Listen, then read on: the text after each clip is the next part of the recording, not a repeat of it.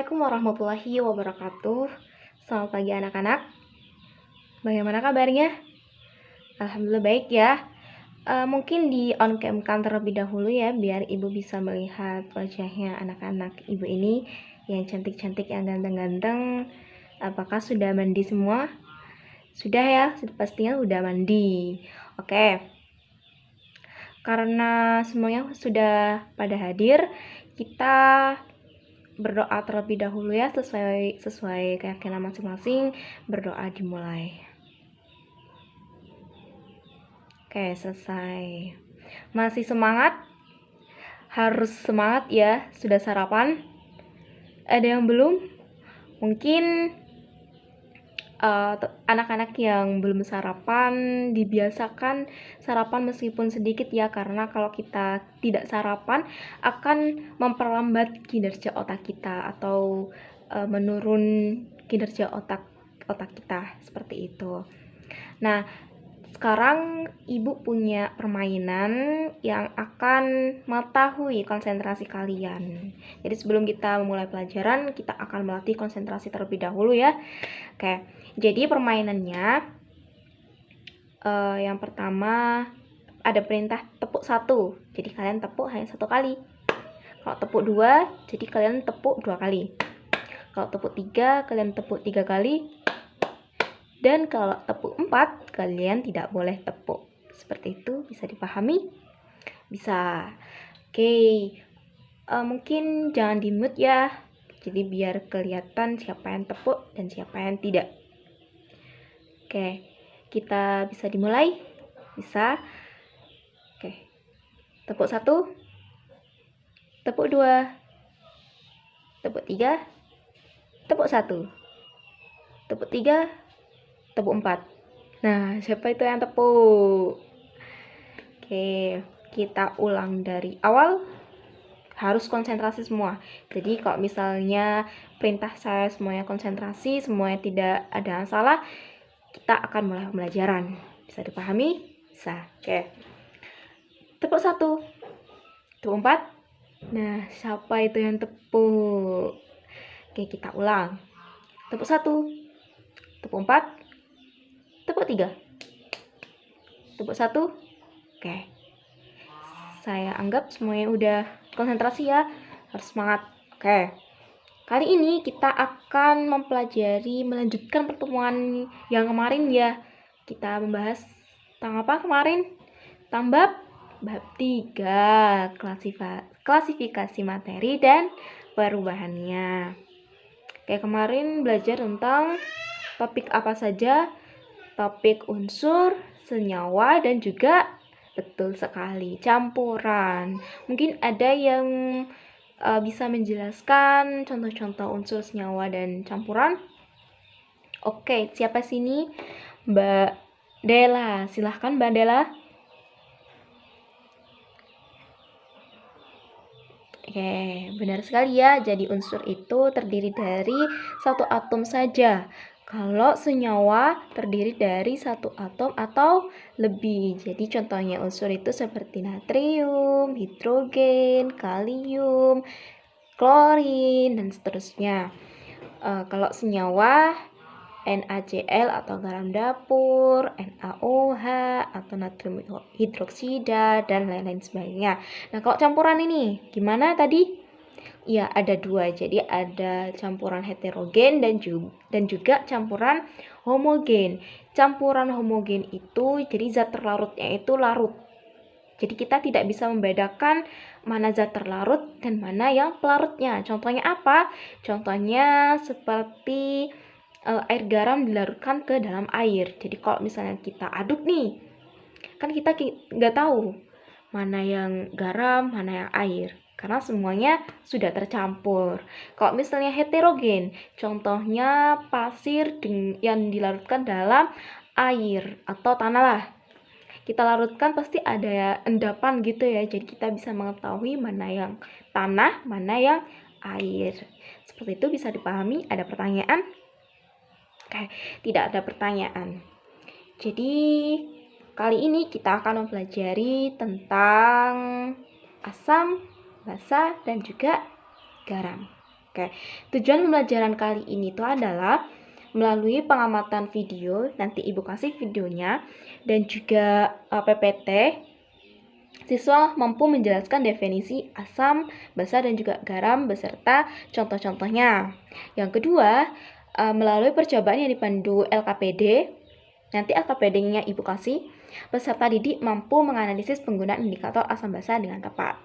Oke, kita mulai pembelajaran. Dan sebelum pembelajaran dimulai, Ibu kasih tahu bagaimana penilaiannya, jadi teman-teman bisa memprediksi sendiri. Jadi teman-teman anak-anak itu aktif dan merespon pertanyaan dari Ibu, itu akan mendapatkan nilai plus dari Ibu. Bisa dipahami ya? Kalau keterampilan nanti Ibu akan menilai dari hasil pengamatan kalian atau hasil pekerjaan kalian di LKPD atau hasil eksperimen kalian gitu. Hasil percobaan kalian. Seperti itu.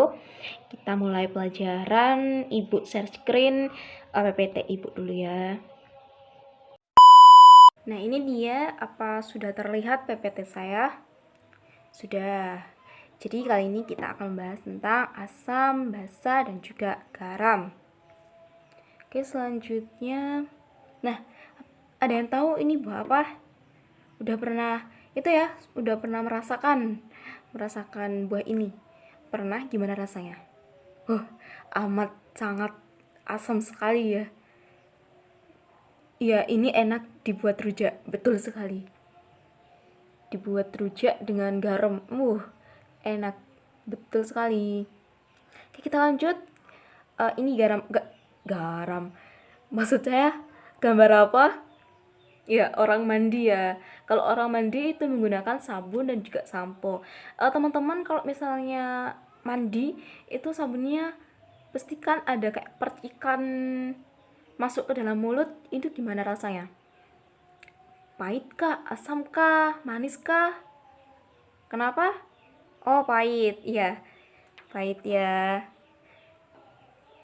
Ya, di sini kita tidak mengetahui sabun itu masuk ke garam kah, atau asam kah, atau basa kah, dan juga buah tadi itu contoh dari apa, kita tidak mengetahui. Nah, maka dari itu kita akan mempelajari tentang asam, basa, dan juga garam. Silahkan diamati ya. Oke, anak-anak, yang pertama kita akan membahas tentang asam. Asam adalah zat yang dapat menghasilkan ion hidrogen H+ ketika dilarutkan ke dalam air. Ingat-ingat kalau asam itu menghasilkan ion hidrogen atau H+.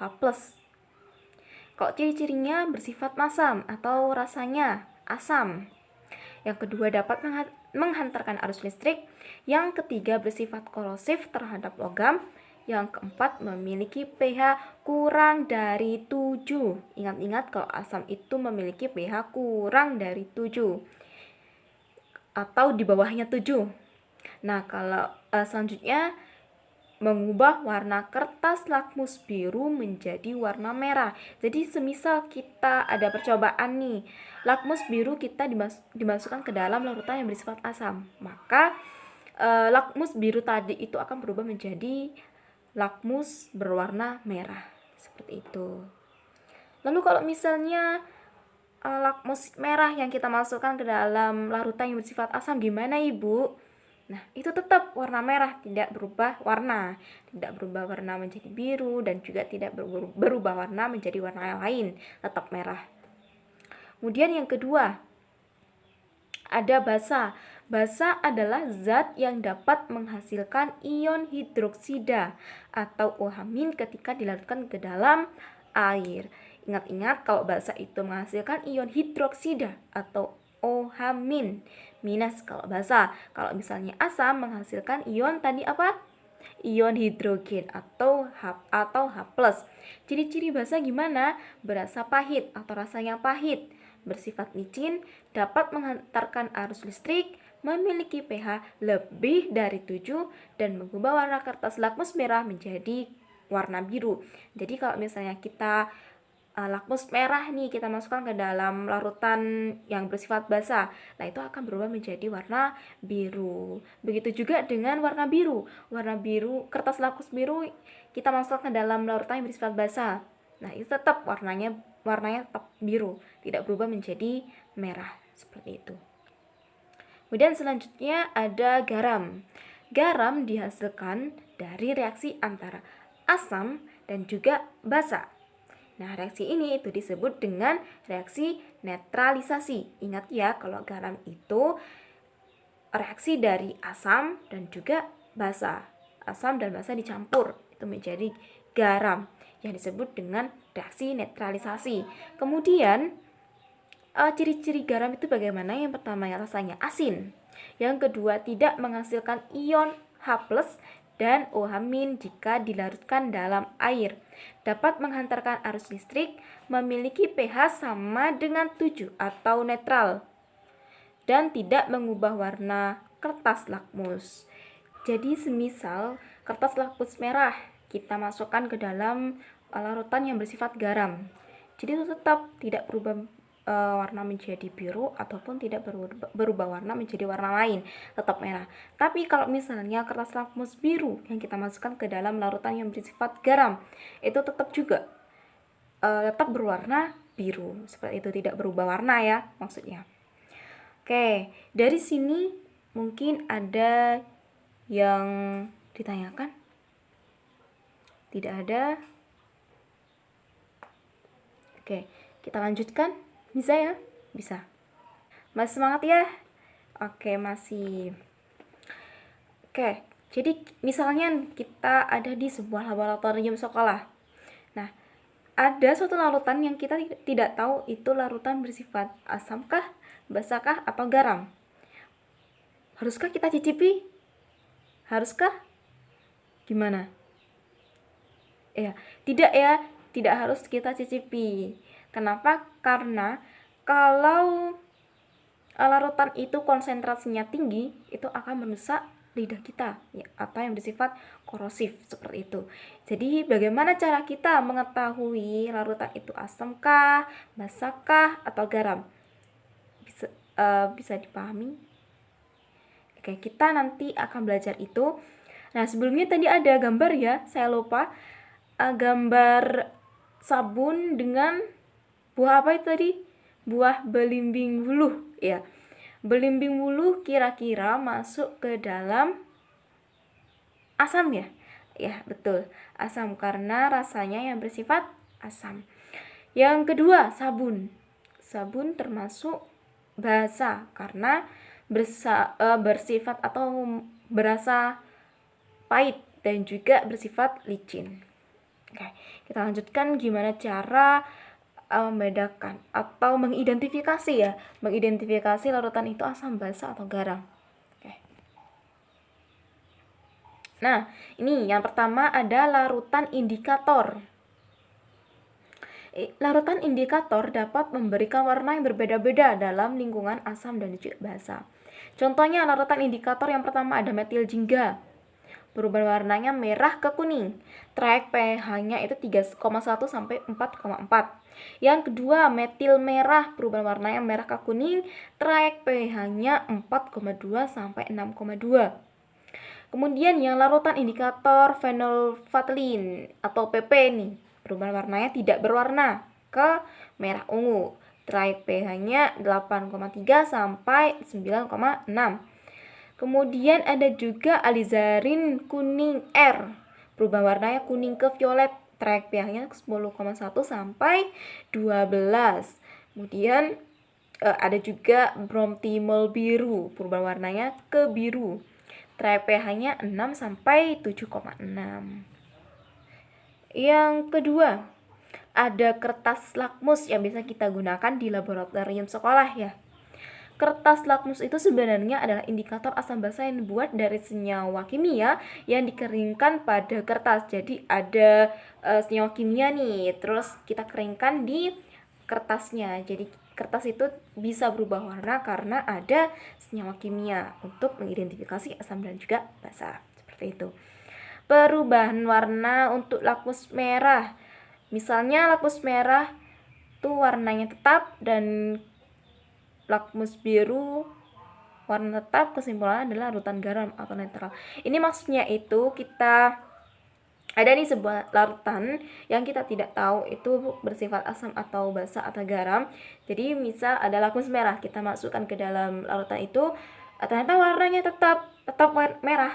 Kemudian yang kertas lakmus biru kita masukkan ke dalam larutan, warnanya juga tetap, maka bisa disimpulkan bahwa larutan itu adalah larutan garam atau netral. Kemudian yang kedua, ada sebuah larutan, kita masukkan lakmus merah, ternyata warnanya tetap warna merah. Kemudian untuk lakmus biru, kita masukkan ke dalam larutan, ternyata berubah menjadi warna merah. Nah, kesimpulannya apa? Tadi kesimpulannya adalah larutan itu bersifat larutan asam. Kemudian yang terakhir, lakmus merah kita masukkan ke dalam larutan, ternyata berubah menjadi biru. Kemudian untuk lakmus biru kita masukkan ke dalam larutan itu, ternyata warnanya tetap. Maka kesimpulannya adalah larutan itu bersifat larutan basa. Oke, di sini ada keterangannya bahwa warna lakmus makin merah tua apabila nilai pH makin kecil, sedangkan warna lakmus biru makin biru tua bila pH-nya makin besar. Kemudian kita lanjutkan ke indikator universal.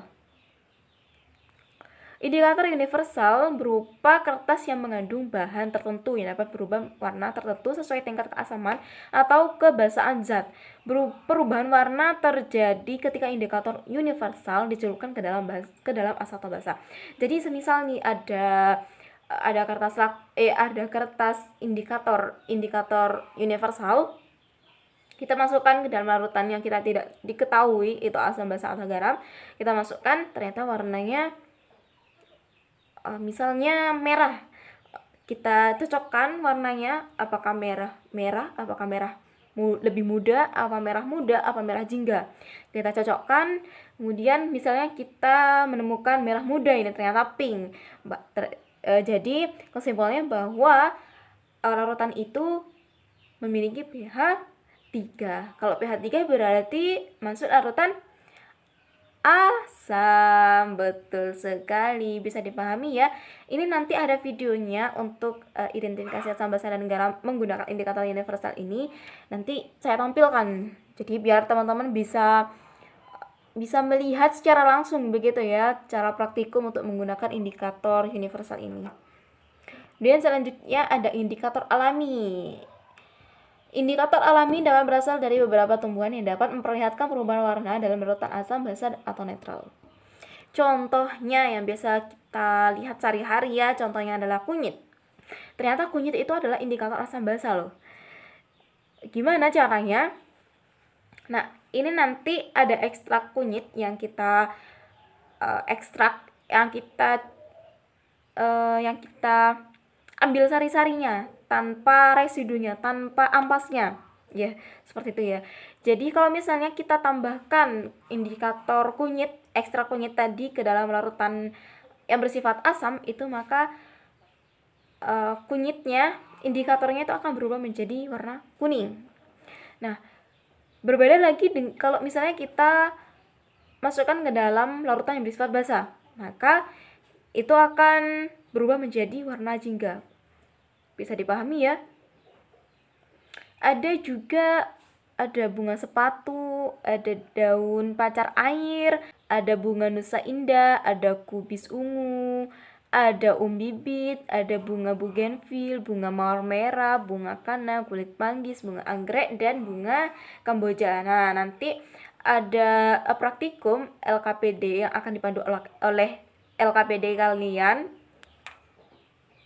Itu nanti mengidentifikasi asam, basa, dan garam itu menggunakan indikator alami. Jadi anak-anak tidak usah membeli indikator untuk membedakan atau mengidentifikasi asam, basa, dan juga garam. Ini bisa dibaca sendiri ya, warna-warna, perubahan warnanya. Kemudian nah, ini ada pH meter. Jadi alat untuk mengukur larutan itu bersifat asam kah, basa kah, atau garam, itu bisa menggunakan pH meter. Jadi alat ini bisa mendeteksi berapa pH dari larutan tersebut. Contohnya begini nih, kita masukkan kan pH meter ke dalam larutan yang kita identifikasi, kemudian di situ contohnya muncul 6,68 seperti itu. Jadi kita bisa lihat, oh ternyata ini pH-nya kurang dari 7, berarti langsung aja kita menyimpulkan bahwa ini adalah larutan asam, seperti itu ya.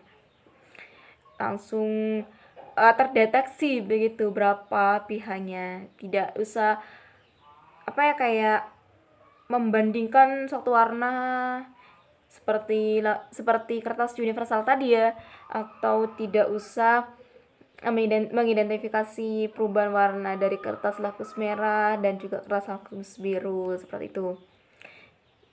Kemudian sudah ya. Ayo, mungkin ada yang mau ditanyakan untuk teman-teman atau anak-anak. Anak-anak, bagaimana? Ada yang ditanyakan? Tidak ada. Oke, sekarang ibu nih yang mau tanya. Mungkin saya tidak mau nunjuk ya, jadi teman-teman berinisiatif sendiri. Dan ini juga termasuk penilaian ibu. Sebutkan ciri-ciri, jelaskan perbedaan asam, basa, dan juga garam. Siapa ini? Mbak Selfie? Oh, bukan. Kak Deni, silakan Kak Deni. Ya, asam terlebih dahulu. Ya, silakan.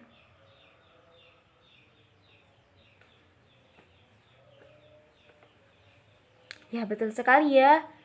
Tepat dan betul sekali. Jadi kalau asam itu pH-nya kurang dari 7 dan rasanya asam, kemudian basanya lebih dari 7 atau kebalikan dari asam, dan rasanya juga pahit. Kalau garam pH-nya sama dengan 7.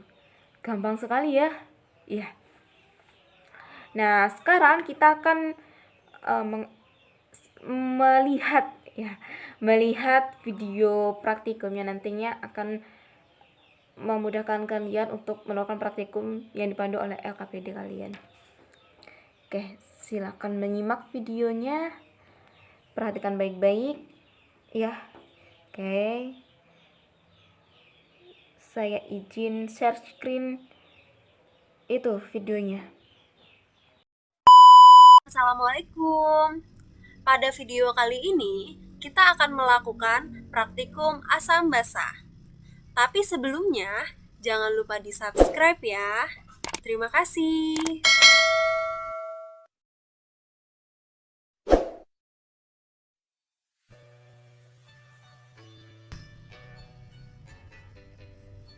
Sebelumnya, kita siapkan terlebih dahulu alat dan bahan yang akan kita gunakan untuk praktikum asam dan basa.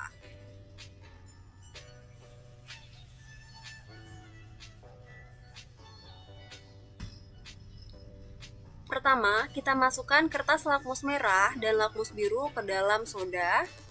Nah, di sini terlihat pada lakmus merah dia tetap berwarna merah, dan untuk lakmus biru berubah menjadi warna merah. Ini artinya larutan soda bersifat asam.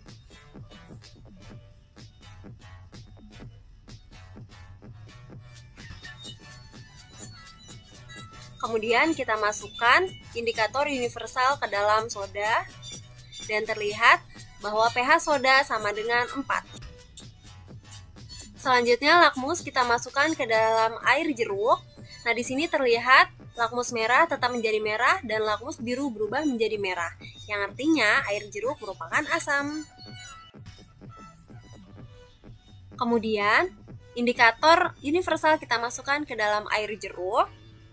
Dan di sini kita bisa lihat bahwa pH air jeruk sama dengan 3, yang artinya asam. Selanjutnya, lakmus kita masukkan ke dalam cuka.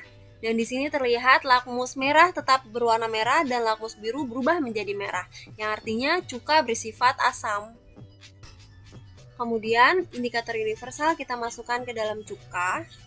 Dan di sini kita bisa lihat pH cuka sama dengan 1 yang artinya asam.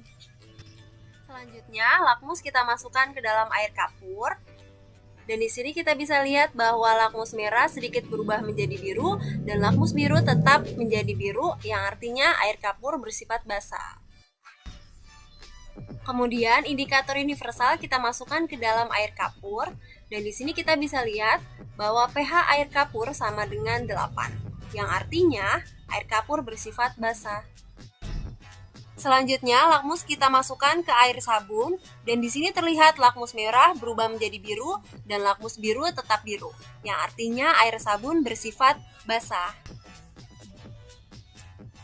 Kemudian indikator universal kita masukkan ke dalam air sabun. Nah, di sini kita bisa lihat ya, pH air sabun sama dengan 12 yang artinya air sabun bersifat basah. Selanjutnya, lakmus kita masukkan ke air suling dan di sini terlihat lakmus merah dan biru tidak berubah warna, yang artinya air suling bersifat netral.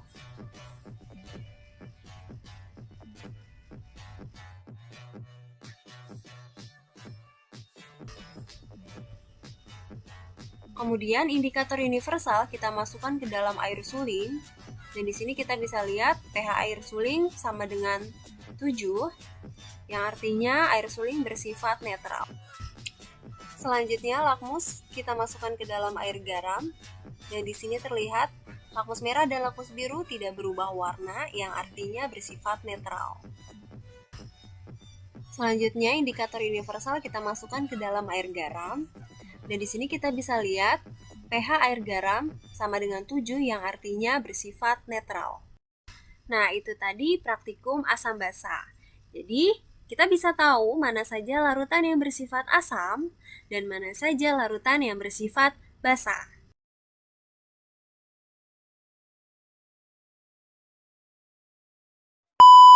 Anak, masih semangat ya. Jangan loyo, harus tetap semangat mempelajari materi-materi hari ini. Semangat, semangat. Tepuk 1, tepuk 1, tepuk 2, tepuk 1, tepuk 2. Oke, masih konsentrasi ternyata ya. Oke. Setelah kita mengamati video tadi, disimpulkan bagaimana kesimpulannya. Ada yang mau menjawab? Ya, silakan. Silakan Mas Kak Seni. Ya, silakan. Ya, tadi menggunakan indikator universal. Oke, betul sekali. Oke, terima kasih Kak Seni. Oke, setelah kita mempelajari atau setelah kita melihat video tadi dan juga mendengarkan penjelasan saya di PPT ya. Jadi tugas kalian adalah melakukan praktikum. Nah, LKPD-nya sudah saya kirimkan. Ya, sudah saya kirim di Google Classroom. Silakan dilihat.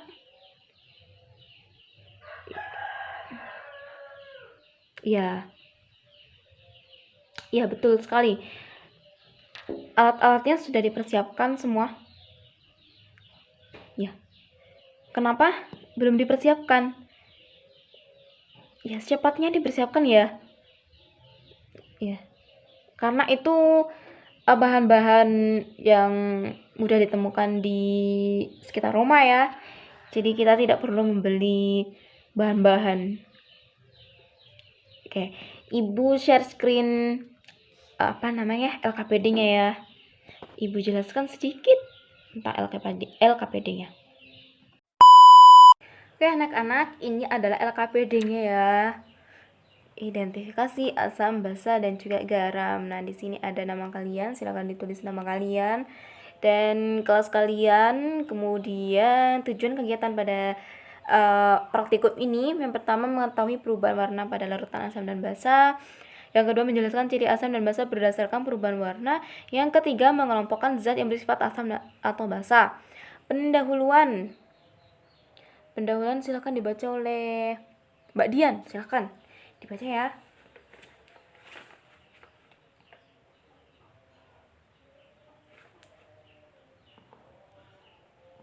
Oke, cukup Mbak. Nah, rumusan masalah. Setelah kita membaca pendahuluan, ya tuliskan minimal satu rumusan masalah pada kegiatan ini. Di contohnya, bagaimanakah cara ya. Karena rumusan masalah itu adalah berupa pertanyaan ya. Jadi bagaimana atau apakah, seperti itu. Silahkan ditulis di rumusan masalah ini. Kemudian alat bahan-bahannya kalian cukup menyediakan gelas plastik. Gelas plastik. Gelas plastik itu gelas yang gelas mineral itu loh, yang gelas plastik yang berapa mili itu ya. Kemudian pipet tetes atau mainan suntikan. Atau kalian kalau misalnya tidak menemukan pipet tetes atau mainan suntikan, itu kalian bisa menggunakan itu sedotan, itu bisa. Silahkan diatur sendiri gimana itunya. Ulekan, kemudian kain bersih. Bahannya ada kunyit, ada kulit manggis, air, pasta gigi, sabun, jeruk nipis, garam, dan juga cuka. Kan ini sudah dipersiapkan semua ya alat bahannya.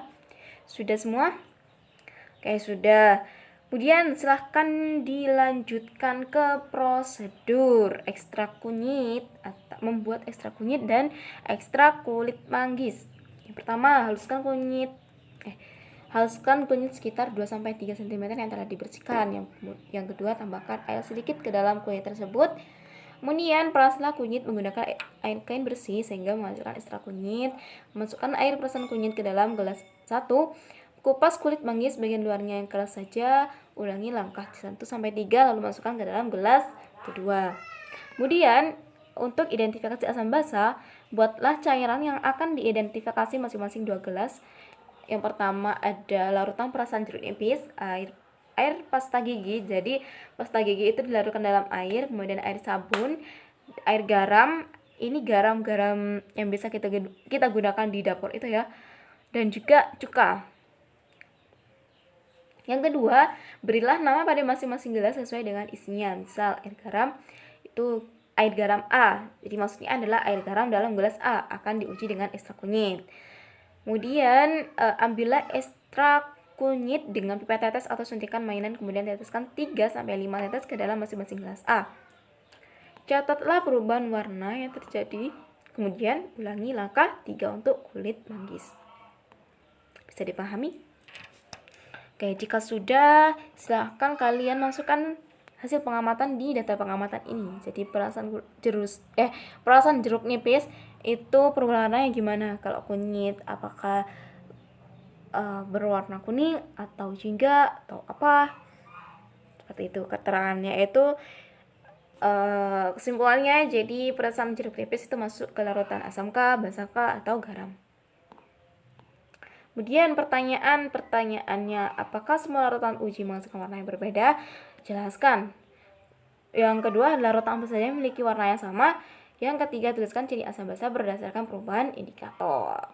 Kemudian silakan jawab pertanyaan ini di tempat yang telah saya sediakan ini. Kemudian kesimpulannya. Dan jangan lupa, silahkan kalian foto hasil dari praktikumnya dan dilampirkan di LKPD-nya. Saya tunggu 15 menit.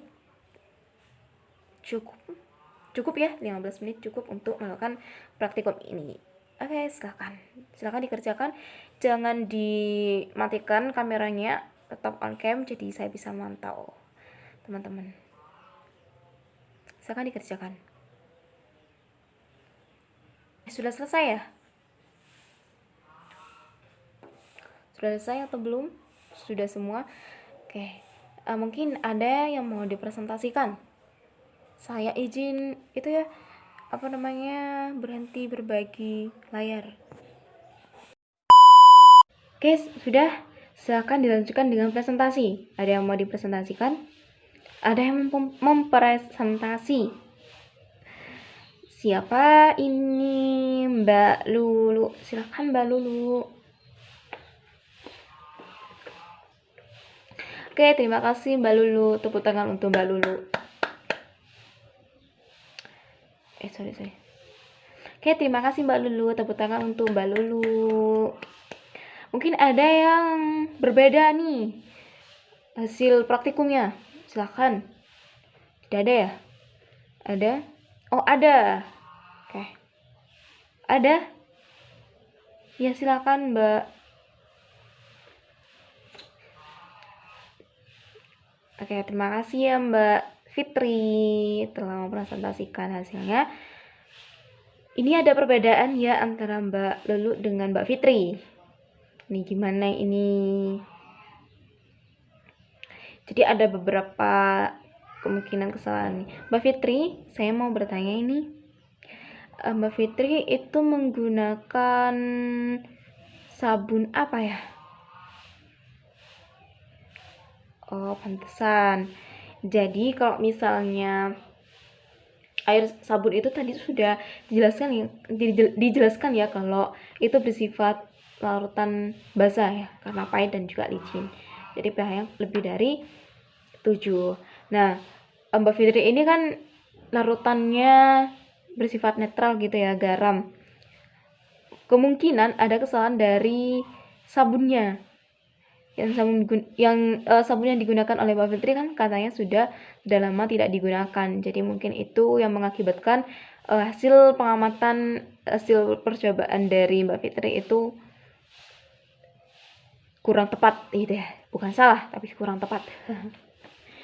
Jadi kita simpulkan ya, jadi jeruk nipis itu bersifat apa tadi? Sifat asam, kemudian pasta gigi bersifat basa, juga bersifat asam, garam bersifat garam, terus ada lagi, terus ada air sabun bersifat kok asam?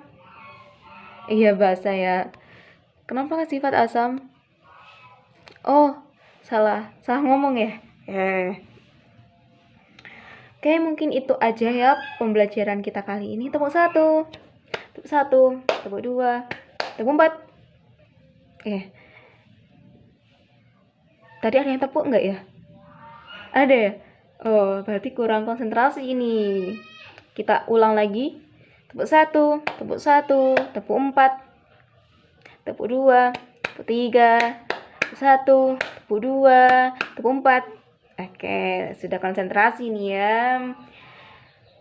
Oke, itu saja pembelajaran kita kali ini. Kita tadi belajar tentang asam, basa, dan juga garam, dan juga cara mengidentifikasi asam, basa, dan juga garam.